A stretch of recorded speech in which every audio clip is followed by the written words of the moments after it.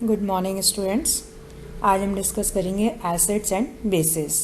जैसा कि acids and bases नाम से हमें इंडिकेट होता है, एसिड का नाम लेते ही कुछ खट्टा सा दिमाग में आता है कि जिसका टेस्ट खट्टा हो, और जो बेस के साथ में रिएक्शन करके उसको उसकी प्रॉपर्टीज़ को न्यूट्रलाइज करे, उसको उदासीन कर दे, उसको एकदम न्यूट्रल बना दे।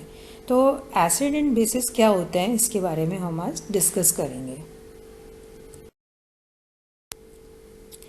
सबसे पहले एसिड और बेस किस तरीके से डिफ़ाइन किए गए, इसके लिए क्लासिकल थ्योरीज जो होती हैं वो स्टार्टिंग से ही एसिड बेस के बारे में हम जानते आ रहे हैं। हमें पता है कि खट्टा हमें शुरू से पता आ रहा है कि कुछ चीज़ें जो होती है वो खट्टी होती है, ये अलग टेस्ट की होती है, और इनको इनिशियली नाम दिया गया एसिड्स, अम्ल कहा गया, जो टेस्ट में खट्टे होते थे। इसके ऑपोजिट वो सब्सटेंसेस जो टेस्ट में थोड़े से बिटर होते थे, लेकिन जो एसिड के साथ में यानी कि खट्टे सब्सटेंसेस के साथ में मिलकर के उनको न्यूट्रल करते थे, उदासीन करते थे, उनको हमने बेस नाम दिया, क्षार नाम दिया। तो एक कंसेप्ट दिमाग में आया कि एसिड और बेस दोनों एक दूसरे के ऑपोजिट नेचर के होते हैं, और एक दूसरे के साथ में मिलके जब इनको मिलाया जाता है आपस में, तो ये एक दूसरे के प्रभाव को नष्ट करते हैं और एक उदासीन यौगिक विलयन कुछ भी हमें मिलता है जो इन दोनों की रिएक्शन का परिणाम होता है। तो ये चीज़ तो क्लियर हो गई थी कि अम्ल और क्षार दोनों एक दूसरे से ऑपोजिट नेचर के होते हैं। सबसे पहले इनके टेस्ट की बात है, जैसे मैंने बताया। फिर उसके बाद कुछ प्लांट पिगमेंट्स लाइक लिटमस के ऊपर इनका क्या इफेक्ट होता है, उसके बिहाफ पर हमने जो हमारे कंपाउंड्स थे उनको एसिड एंड बेस में डिवाइड करना शुरू किया। तो ये ऑब्जर्व किया गया कि भाई जो ब्लू लिटमस को रेड कर देगा वो एसिड होगा, और जो रेड को ब्लू कर देगा, रेड लिटमस को ब्लू कर देगा, वो बेस होगा। फिर ये पाया गया कि जो लिटमस पे ये इफेक्ट डालने वाले एसिड थे वो मेटल्स के साथ में रिएक्शन करके हाइड्रोजन लिबरेट कर रहे थे। तो ये भी पता चला कि भाई एसिड्स जो होते हैं उनकी ये प्रॉपर्टी होती है कि वो कुछ reactive metals like zinc, magnesium and अपने एक्टिव मेटल्स हैं, इन सब के साथ में रिएक्शन करके हाइड्रोजन लिबरेट करते हैं। दूसरी चीज़ कि एसिड और बेस आपस में मिलके सॉल्ट का निर्माण करते हैं, जो कि उदासीन प्रकृति का होता है, न्यूट्रल होता है।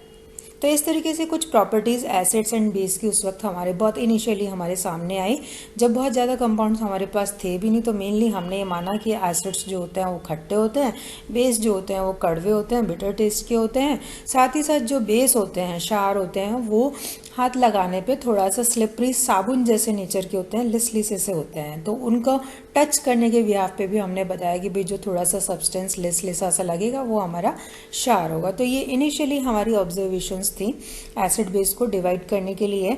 फिर इसके बाद लेवोजियर ने की कंसेप्ट आई कि उन्होंने देखा कि भाई कार्बन वगैरह इनको जब जलाया जाता है ऑक्सीजन में, तो जो इनके ऑक्साइड बनते हैं, कार्बन डाइऑक्साइड या सल्फर डाइऑक्साइड, इस तरीके के, ये सब अम्लीय प्रकृति के होते हैं। तो लेवोजियर ने कंसेप्ट दिया कि भाई जिन कंपाउंड्स के अंदर ऑक्सीजन होगा वो अम्लीय प्रकृति के होंगे।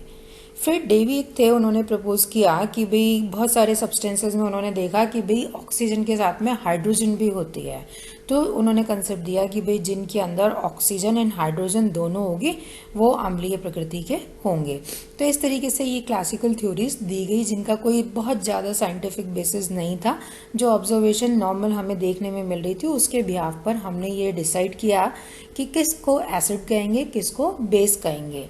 लेकिन धीरे धीरे बहुत सारी चीज़ें सामने आती जा रही थी, और एक प्रॉपर डेफिनेशन की ज़रूरत थी, एक डेफिनेट डेफिनेशन की ज़रूरत थी कि भाई क्या किसको हम अम्ल कहेंगे और किसको हम क्षार कहेंगे।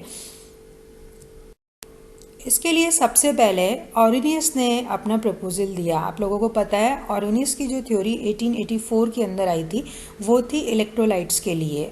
उन्होंने बताया था कि कोई भी इलेक्ट्रोलाइट मीन्स जो पानी में डिज़ोल्व होने पर केटाइन और एनाइन के अंदर डिज़ोल्व होता है और इलेक्ट्रिसिटी का चालन करता है, कंडक्ट करता है। तो ये थ्योरी दी गई थी ऑरिनियस के द्वारा कि सॉल्ट जो होते हैं वो डिवाइड होते हैं इन केटाइन और एनाइन के अंदर, और टोटल सॉल्यूशन हमारा न्यूट्रल होता है। इसी थ्योरी को अप्लाई किया गया एसिड्स एंड बेस की डेफिनेशन के लिए किस तरीके से अप्लाई किया गया कि फॉर एग्जांपल अगर हम बात करें कि जैसे हमारा सल्फ्यूरिक एसिड है, एनहाइड्रस सल्फ्यूरिक एसिड या ग्लेशियल एसिटिक एसिड जो कि 100% है, मतलब पानी नहीं है जिनके अंदर, तो जब वो इस स्टेज में है उस वक्त ये H+ नहीं देते हैं। ये अपने आयंस में कब डिसोसिएट होते हैं? जब ये पानी के अंदर डिसॉल्व होते हैं।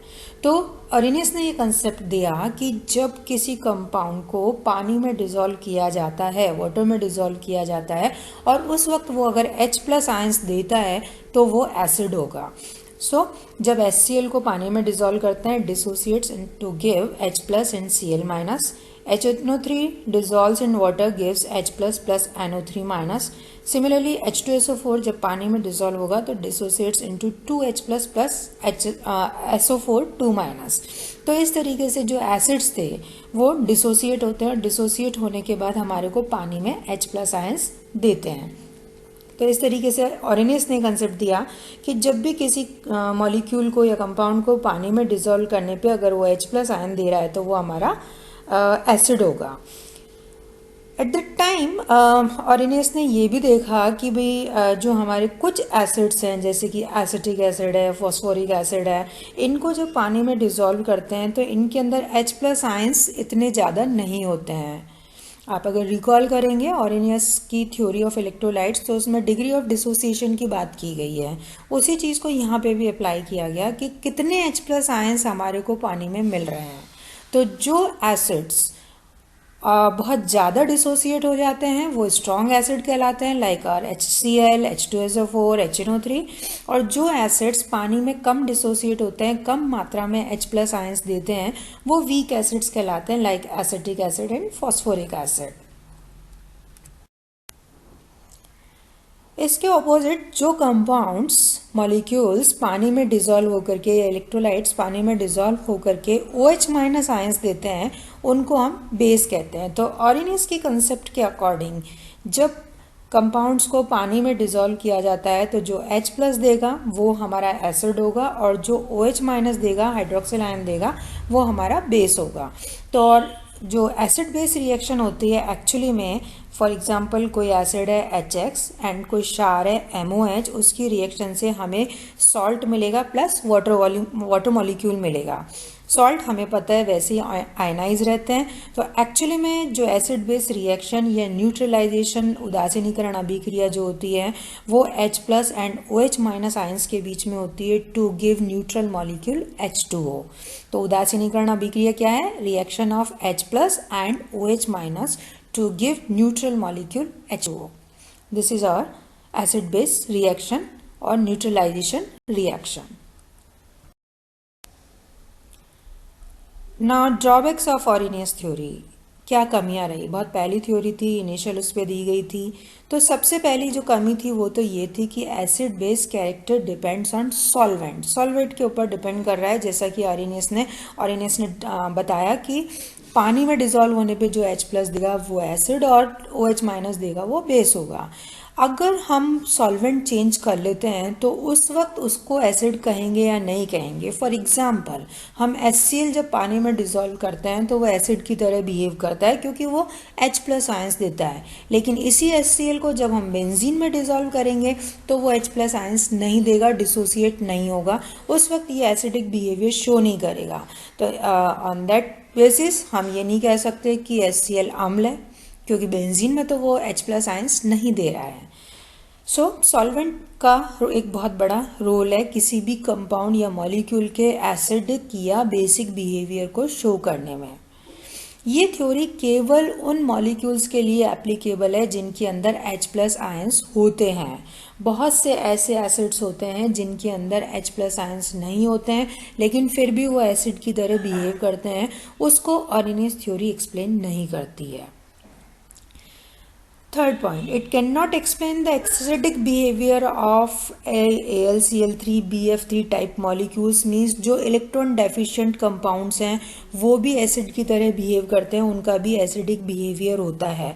तो उस एसिडिक बिहेवियर को ये ऑरेनियस थ्योरी जो है वो एक्सप्लेन नहीं करती है क्योंकि इन कंपाउंड्स में ना तो H+ है और ना ये वाटर में डिसॉल्व होकर के इस तरीके का बिहेवियर देते हैं। सिमिलरली जो लास्ट पॉइंट है ऑरिनियस थ्योरी की जो ड्रॉबैक रही वो ये थी कि ये H प्लस आयंस की बात करती है। H प्लस आयंस जो एक तरीके से प्रोटॉन ही है, हाइड्रोजन से अगर आप एक इलेक्ट्रॉन निकाल देंगे तो उसके पास केवल एक प्रोटॉन बचता है न्यूक्लियस में। तो एक बेयर प्रोटॉन है जिसकी चार्ज डेंसिटी बहुत ज़्यादा है क्योंकि उसका साइज़ बहुत छोटा हो गया है, केवल सिंगल प्रोटॉन है। और ऐसी कंडीशन के अंदर H प्लस आयन का इंडिपेंडेंट अस्तित्व पॉसिबल नहीं है। तो ऐसे में H प्लस की रिएक्शन की जो बात की गई वो भी थोड़ी सी मिसलीडिंग थी। तो इस तरीके से बाद में ये कंक्लूजन निकला कि भाई मतलब ये पता चला इस स्टडीज से कि H प्लस इंडिपेंडेंट एग्जिस्ट नहीं करता है वाटर में, वो वाटर मॉलिक्यूल के साथ में H3O प्लस हाइड्रोनियम आयन बना देता है और जो रिएक्शन होती है वो hydronium ion and hydroxyl ion की होती है। तो इस तरीके से ये इसमें थोड़ा सा करेक्शन किया गया। बट ओवरऑल ऑरिनियस थ्योरी जो है वो फेल हुई क्योंकि वो बहुत ज़्यादा कंपाउंड्स के ऊपर और मीडियम चेंज करने पर वो एप्लीकेबल नहीं हो रही थी। तो वो एक कॉन्क्रीट रिजल्ट नहीं दे पा रही थी कि किसको एसिड कहा जाए और किसको बेस कहा जाए। इसको दूर करने के लिए फिर बाद में दूसरी थ्योरी आई, that is a Bronsted Lowry concept, जिसके बारे में हम बाद में डिस्कस करेंगे। Thank you.